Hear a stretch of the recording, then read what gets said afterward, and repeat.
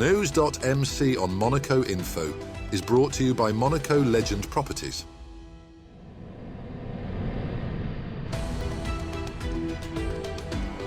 Bringing you news on Monaco's economy, culture, sports and more.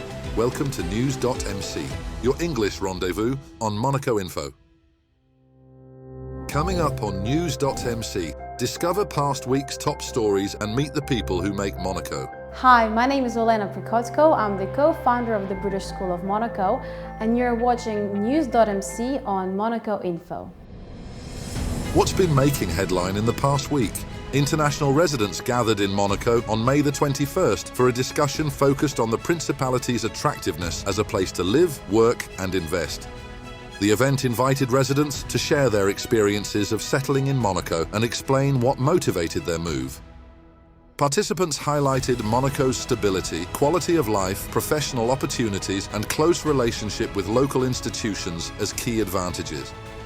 Several also praised the welcoming environment and sense of security that helped them integrate. During the event, officials also revealed plans to rename the government's attractiveness body Invest Monaco, reinforcing its international and business-focused identity. The second edition of the Young Entrepreneur Awards, organized by the Stelios Philanthropic Foundation, recognized 5 promising startups from Monaco and the French Riviera on May the 21st. Held at the foundation's premises on Place Antoine Premier, the event awarded a total of €70,000 to entrepreneurs under the age of 34. The initiative aims to encourage young business creators and support local job creation. Winners were selected through a multi-stage application and interview process. Several recipients highlighted the importance of the awards for visibility and future growth, while organizers stressed the need to encourage entrepreneurship among younger generations. As part of Monaco's presidency of the Council of Europe, the Standing Committee of the Parliamentary Assembly of the Council of Europe gathered in the Principality on May the 22nd, bringing together around 60 parliamentarians from the organization's 46 member states. Their Serene Highnesses Prince Albert II and Princess Charlene welcomed delegates at the Prince's Palace alongside senior officials including National Council President Thomas Brezzo. Discussions at the Meridian Beach Plaza focused on parliamentary cooperation, journalism in conflict zones and current European challenges. Isabelle Béraud-Amadei presented the priorities of Monaco's presidency, including youth engagement and sport as a tool for inclusion and dialogue. Princess Charlene also attended a working breakfast with the Women at Pace group, highlighting the role of sport in promoting respect, education and social cohesion. The Monaco Economic Board and the Nice Matin Group hosted their latest Eco-Monaco conference at Monaco Tech on May the 22nd, focusing on whether compliance with international standards represents a challenge or an opportunity for the Principality. The discussion comes as Monaco continues reforms launched after being placed on the FATF grey list in June 2024. Speakers highlighted the significant progress already made in strengthening compliance procedures across both the public and private sectors. It was stressed that higher international standards could ultimately reinforce Monaco's attractiveness to investors, entrepreneurs and residents by demonstrating transparency and strong governance. Organizers also underlined the importance of maintaining a long-term culture of compliance as Monaco prepares for future evaluations by international bodies. The 43rd edition of the Monte-Carlo International Swimming Meeting delivered world-class performances at the Louis II Stadium Olympic Pool as part of the opening stage of the Mare Nostrum Tour. Featuring 24 Olympic medalists, the event produced several meeting records and some of the fastest times of the season. Hong Kong swimmer Siobhan Hauhe impressed with victories in the 100 meters and 200 meters freestyle, setting a new Mare Nostrum record in the latter. Hungarian star Christoph Milak dominated the 100-meter butterfly in 50.66 seconds, and Dutch swimmer Marit Steenbergen delivered the world's best time of the year in the women's 100-meter freestyle. New recruits to the Compagnie des Carabiniers du Prince officially joined the Principality's iconic military corps during a ceremony on May the 26th that marked the end of 4 months of initial training. The presentation of insignia symbolized their formal integration into the company and the beginning of their operational duties. Officers highlighted the importance of discipline, loyalty, and versatility, values central to the Carabiniers' mission in service of Monaco and the princely family. The event concluded with the traditional presentation of insignia in the presence of Her Royal Highness Princess Stephanie.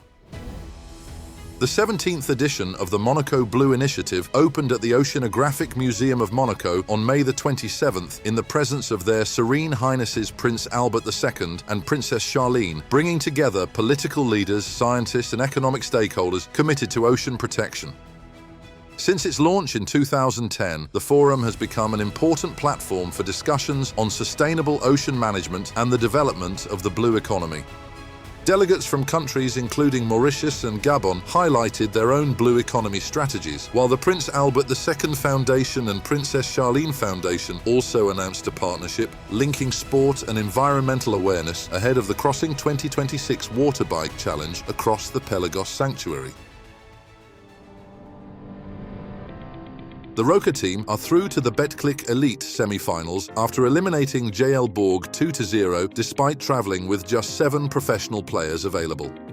Monaco first secured an 81-75 win at Gaston Médecin on Monday, May 25th, before producing a superb attacking display to claim a 114-103 victory away at Equinox on Wednesday, May 27th. Elia Kobo starred across the series, including a dominant 21-point 11-assist performance in Game 2, while Matthew Strazel and Jaron Blossomgame both added 22 points in the decisive victory. Yoann Makundu and Terry Tapi also played key roles as Monaco showed remarkable resilience to book a semi-final clash against Nanterre. Next up, our exclusive interview with the personalities making the Principality. Hi, my name is Olena Prikotko. I'm the co-founder of the British School of Monaco. I was born in Ukraine, in the city called Kharkiv, which is the eastern part of Ukraine. And I lived there until I was 16. And I had a really, really happy childhood because, I have 2 lovely parents. I went to a really nice school. And I traveled a lot when I was a kid. So I remember when I was maybe 7 or 8, I used to go to the UK with my mom quite a lot. And I always wanted to move and study somewhere abroad. So that was my kind of childhood dream since I was very little.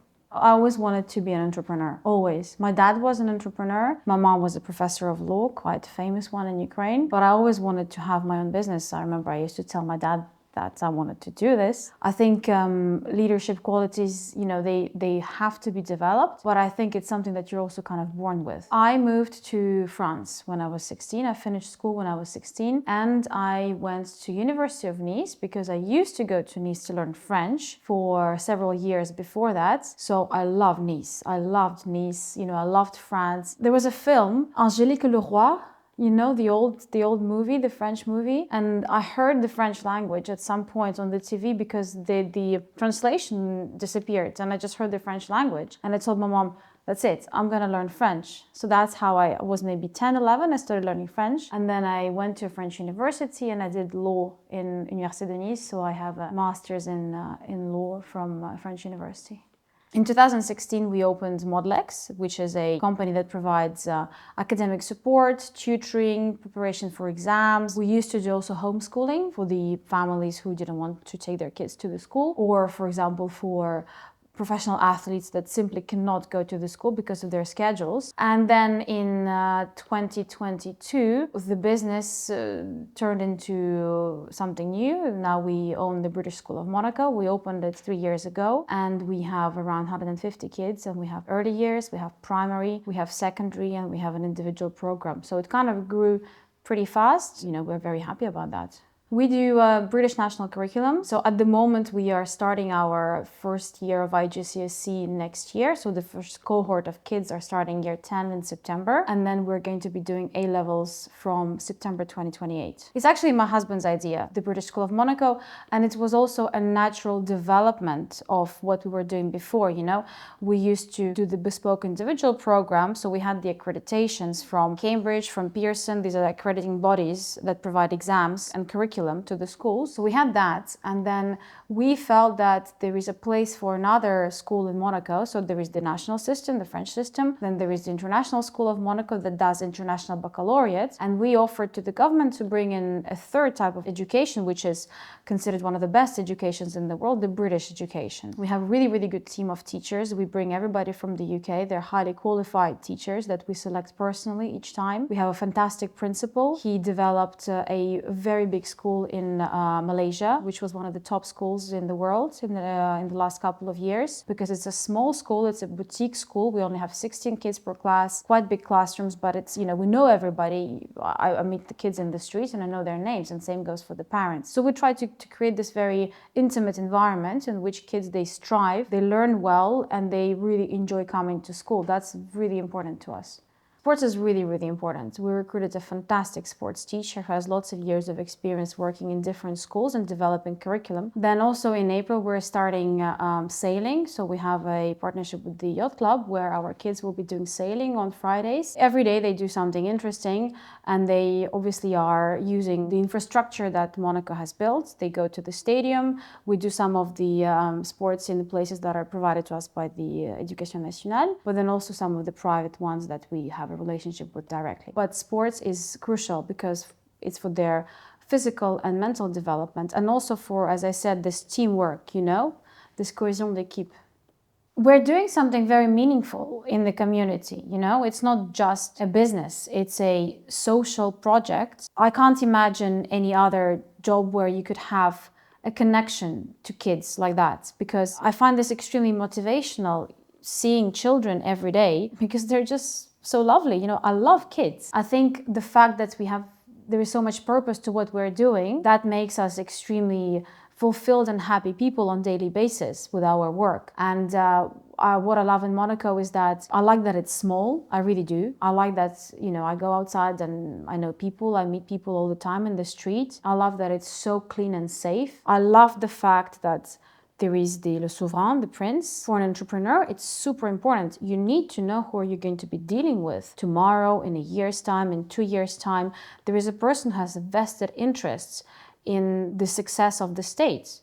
And for me, it's a perfect place to do business because of that. That's all for today. Thank you for watching News.mc, your English rendezvous on Monaco Info. Discover the full interview and more stories on our websites, News.mc and MonacoInfo.com. Next week, we will receive Antoine Bari, founder of Carlo app. This show is intended to provide a summary of the past week's top stories for the English-speaking audience. For daily and real-time news updates in English, please visit News.mc and subscribe to our free daily newsletter. For French news, visit MonacoInfo.com. This show was brought to you by Monaco Legend Properties.